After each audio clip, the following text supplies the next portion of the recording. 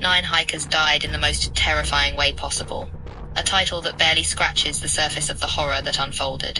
In 1959, 9 experienced hikers, led by Igor Dyatlov, embarked on what should have been a routine expedition into the desolate, snow-covered peaks of the Ural Mountains.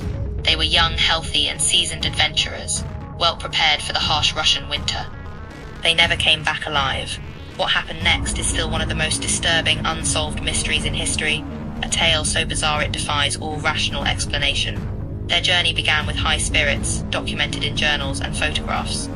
They were a close-knit group, eager to conquer the slopes of Kholat Syakhl, or Dead Mountain as it was known to the indigenous Mansi people, a name that would soon take on a chilling new meaning.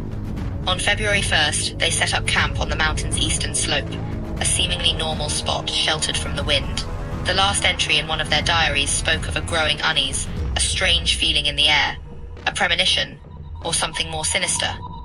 Then, in the middle of the night, something made them cut their tent open from the inside. Not tear, not rip, but cut with a knife in a desperate, frantic escape. They ran barefoot, some in only their underwear, into the brutal minus 30 degrees Celsius snow. Imagine the sheer, unadulterated terror that would drive experienced mountaineers to abandon all reason, all survival instincts, and flee into a frozen hell without their clothes or boots. The search party found their tent days later, eerily intact, still standing. Their food untouched, their clothes and boots left behind. It was a ghost camp, a snapshot of a moment frozen in time, interrupted by an unseen, unimaginable force. The first 2 bodies were found nearly a mile away at the edge of a forest, huddled by the remains of a small fire. They were almost naked, their hands burned, suggesting a desperate attempt to warm themselves with wet wood. But why were they so far from the tent? And why were they so exposed? The discoveries grew progressively more disturbing. 3 more bodies were found between the fire and the tent, as if they were trying to return or perhaps fleeing from something else. But the true horror lay with the remaining 4 found months later, buried under several feet of snow in a ravine. These were the ones that truly defied explanation. One had a fractured skull, a blunt force trauma so severe it was like being hit by a car. But there were no signs of a struggle, no footprints of an attacker. Another, Lyudmila Dubanina, was found with her tongue, eyes, and part of her lips missing. Not torn, but removed.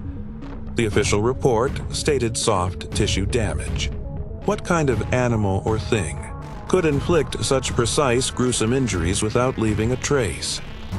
And then there was the radiation. 2 of the hikers' clothes tested.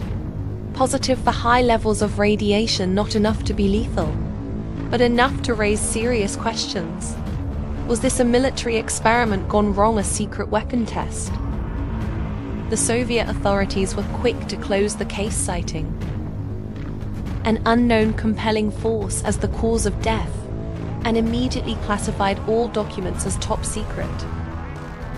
A cover-up, or a genuine admission of something beyond their comprehension. No footprints from any attacker, no signs of struggle, no animal tracks. The tent was still standing. Their food was untouched, their clothes and boots were left behind. It's like they vanished, then reappeared broken and terrified. What could make 9 strong people run from their own shelter into the deadly cold and then suffer such strange, violent ends? For decades, people have tried to explain it, an avalanche. Highly unlikely, given the tense condition and the nature of the injuries. Military testing. Perhaps, but it doesn't explain the internal injuries or the missing tongue. Yetis? Aliens. Infrasound, a low-frequency sound that can induce panic and terror. Each theory has its flaws, its gaping holes, its unanswered questions. None of them fully explain why 9 experienced hikers would panic so badly they ran into a frozen hell without shoes, only to meet such a bizarre and brutal end. Some of them tried to climb a tree to get away from whatever it was. They were found with burns on their hands from trying to start a fire with wet wood. A desperate, futile act. Whatever scared them, it scared them more than freezing to death. More than the agonizing pain of frostbite. More than the slow, inevitable embrace of hypothermia. It was a fear so primal, so overwhelming, that death by exposure became the lesser evil and the most disturbing part. The chilling twist that haunts every retelling of this story. One of the hikers, Yuri Krivonishenko, wrote in his diary the night before they died, "We are going to die tonight." A simple sentence, scrawled in the fading light of a tent, that became a terrifying prophecy. He was right. To this day, no one knows what made 9 healthy young people abandon their tent and run to their deaths in the snow. Was it a creature of myth, a secret weapon, or something far more ancient and malevolent, awakened by their presence on Dead Mountain?